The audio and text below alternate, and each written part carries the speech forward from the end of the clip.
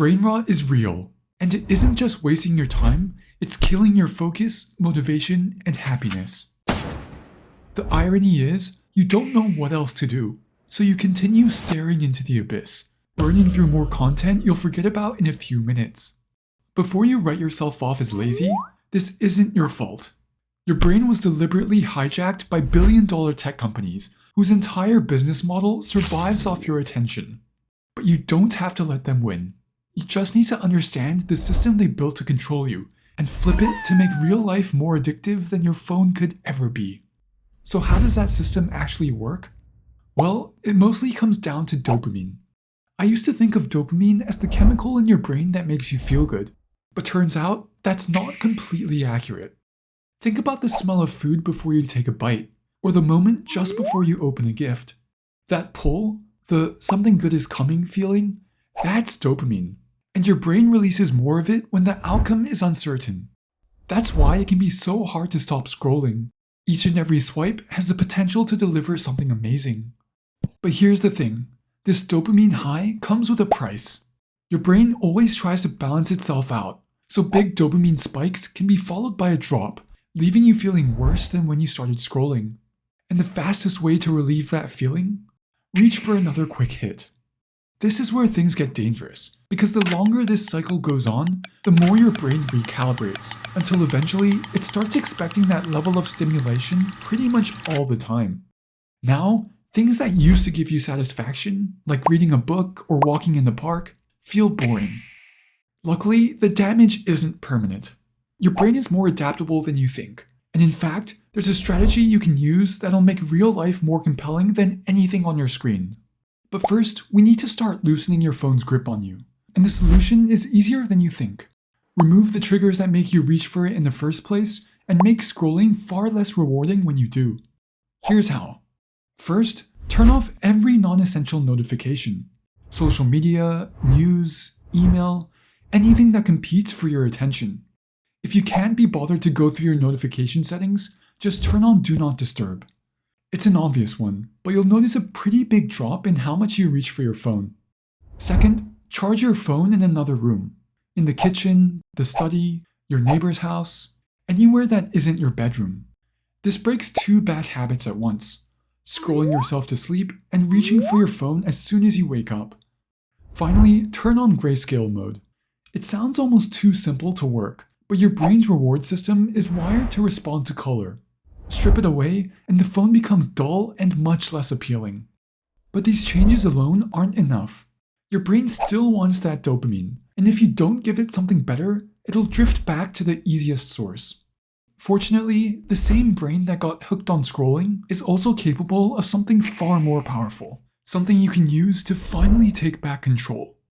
Mihai Csikszentmihalyi, one of the most influential psychologists of the last century, spent decades studying it. He calls it flow. And although flow sounds like something you'd hear at a $500 wellness retreat, it's something you've definitely experienced.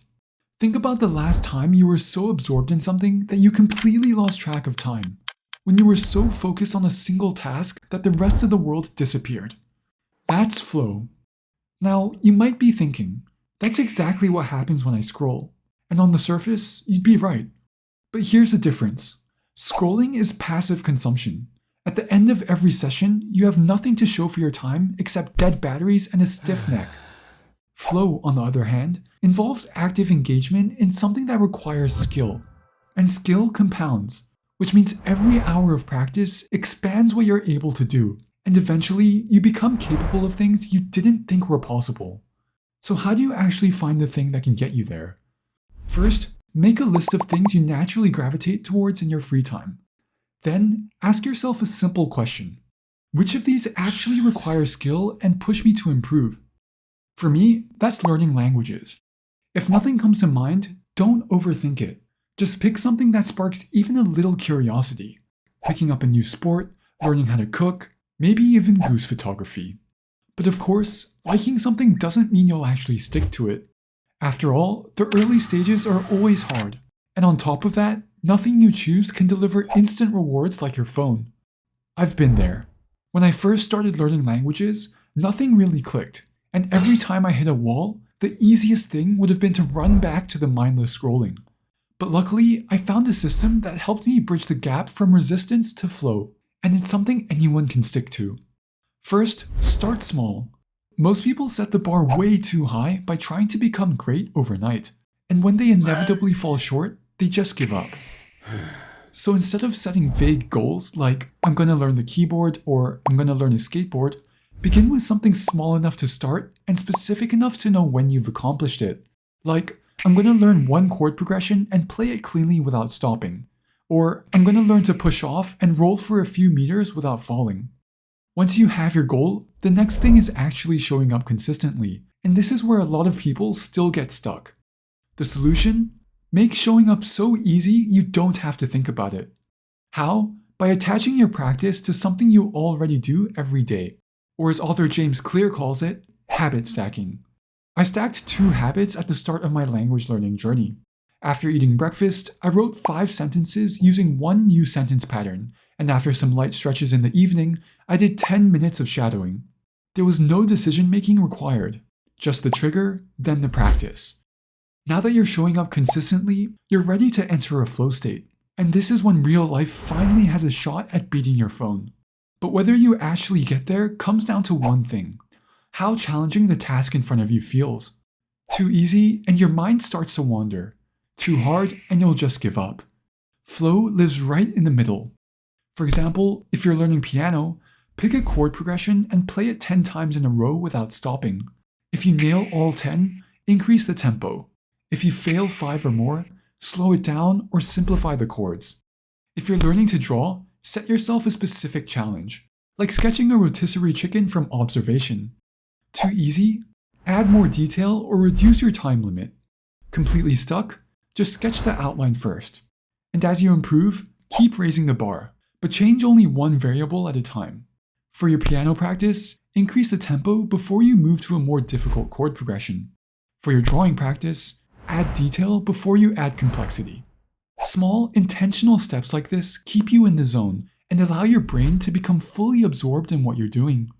Finally, track your progress, whether that's recording yourself, writing down your improvements, or timing how long it takes to complete a task. Over time, you'll start noticing something. The things that once felt completely out of reach are now your new normal. And your brain loves that, because seeing you improve gives it a pretty powerful dopamine hit. The best part? You never know exactly how good you can get. That uncertainty is the same reason scrolling is so compelling, except this time you're discovering what you're actually capable of. And as you keep showing up, something shifts. You're not just someone trying to reduce their screen time. You're a runner, a drummer, a writer, anything you choose. But most importantly, you're someone who stopped outsourcing their satisfaction and started creating it from within. So tonight, pick something from your list, something that keeps pushing you to improve. Start smaller than feels necessary, and when it feels hard, don't back away. On the other side of that discomfort is confidence and genuine fulfillment, the kind that comes from competence, persistence, and the pursuit of mastery. And that is something no algorithm could ever give you.